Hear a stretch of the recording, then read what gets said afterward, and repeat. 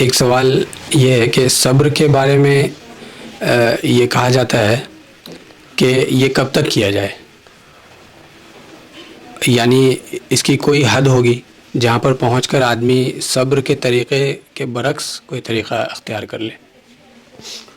دیکھیے یہ بھی بہت ہی اہم ترین سوال ہے صبر کے بارے میں۔ اصل یہ ہے کہ یہ سوال جو لوگ کرتے ہیں یہ وہ لوگ ہیں جو نہ صبر کی حقیقت اور ریئلٹی آف پیشنس نہیں سمجھتے ہیں، اور نہ ہی وہ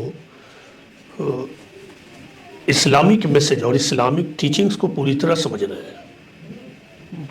دیکھیے صبر کے بارے میں سب سے پہلی بات یہ سمجھنا ہے کہ صبر از ناٹ این آپشن، صبر از not one of the options, یہ سب سے پہلی بات ہے۔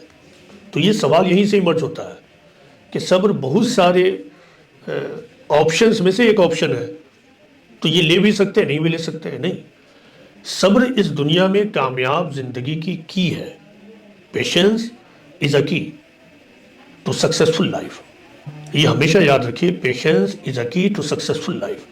Patience is not one of the options, patience is the greatest option. تو جو آدمی اس راز کو جان لے وہ یہ سوال نہیں کرے گا، یعنی ہر آدمی چاہتا ہے کہ وہ اپنی زندگی کی آخری سانس تک کامیاب رہے۔ اس کا مطلب یہ ہے کہ زندگی کی آخری سانس تک اسے صبر کا طریقہ اختیار کرنا ہوگا، تبھی تو یہ پاسبل ہوگا کہ وہ ہمیشہ اپنے گول اور ہدف تک پہنچے۔ دوسری بات دیکھیے جو اسلامک پوائنٹ آف ویو ہے وہ یہ ہے کہ صبر دین کا خلاصہ ہے۔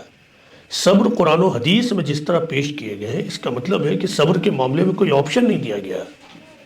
ٹھیک اسی طرح جیسے عبادات کے معاملے میں آپ کے پاس کوئی آپشن نہیں ہے، کوئی آدمی نہیں پوچھ سکتا ہے کہ میں حج کروں یا نہ کروں۔ ایک مسلمان یہ سوال نہیں کرے گا کہ میں حج کروں یا نہ کروں، وہ یہ سوال نہیں کرے گا کہ میں نماز کب تک پڑھوں، وہ یہ سوال نہیں کرے گا کہ رمضان کے 30 دنوں کا روزہ نہیں بلکہ 5 ہی روزے کیا رکھ لوں، میں صحت مند بھی ہوں، سب کچھ ٹھیک ہے، لیکن کیا 5 ہی دنوں تک روزہ رکھا جا سکتا ہے؟ تو یہ سوال نہیں کرے گا۔ کیوں؟ کیونکہ اس کو یہ معلوم ہے کہ عبادات کا معاملہ اس کی پوری زندگی سے ہے۔ ٹھیک یہی معاملہ صبر کا ہے۔ صبر کے بارے میں قرآن میں دیکھیے ایک آیت اس طرح ہے کہ وَلِرَبِّكَ فَاصْبِرْ، اپنے رب کے لیے صبر کرو۔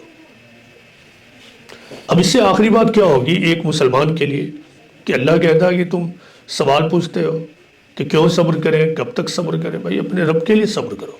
اسی طرح دوسرے مقام پر یہ کہا گیا ہے پیغمبر سے کہ اے پیغمبر صبر کرو، تمہارا صبر اللہ کے لیے ہے۔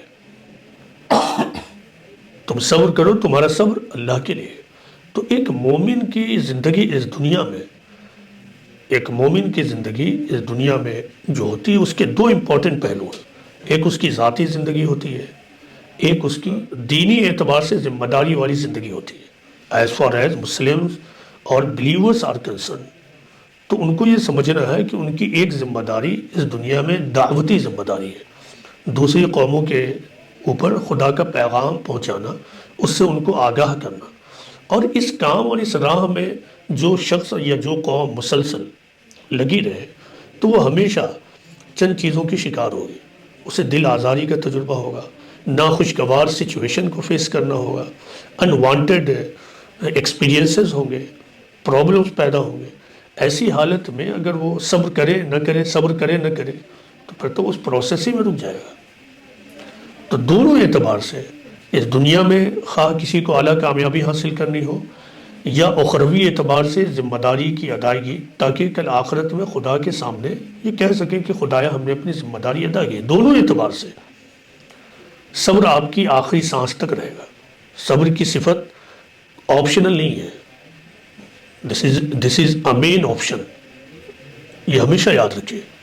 تو جو آدمی ایک سچا مسلمان بننا چاہتا ہے، جو آدمی ایک سچا مومن بننا چاہتا ہے، جو آدمی سچا عبادت گزار بننا چاہتا ہے، اس کی صفت، اس کی مین صفت ہوگی صبر کرنا، پیشنس کرنا، کیونکہ بغیر صبر اور پیشنس کے وہ سچا عبادت گزار، سچا دیندار اور سچا مسلمان نہیں بن سکتا۔ اس دنیا کا نظام اور تخلیق ہی ایسی ہے، اللہ نے اس کو اس ڈھنگ سے ہی بنایا ہے کہ یہاں ہر آدمی اپنی مرضی کے مطابق زندگی نہیں گزار سکتا ہے۔ ایک طرف ہر آدمی کو آزادی ہے کہ وہ چاہے تو جیسی زندگی گزارے، دوسری طرف جب آزادی کا مس یوز ہوتا ہے تو ایک کو دوسرے سے پرابلم ہوتا ہے، ایک کو دوسرے سے ناخوشگوار تجربات اور انفیوریبل ایکسپیرینسز ہوتے ہیں۔ ایسی حالت میں اگر آدمی کے اندر صبر نہ ہو تو آدمی فیل ہو جائے گا، فرسٹریٹ ہو کر لائف گزارے گا، ایوری مومنٹ وہ کمپلین کرتے ہوئے زندگی گزارے گا۔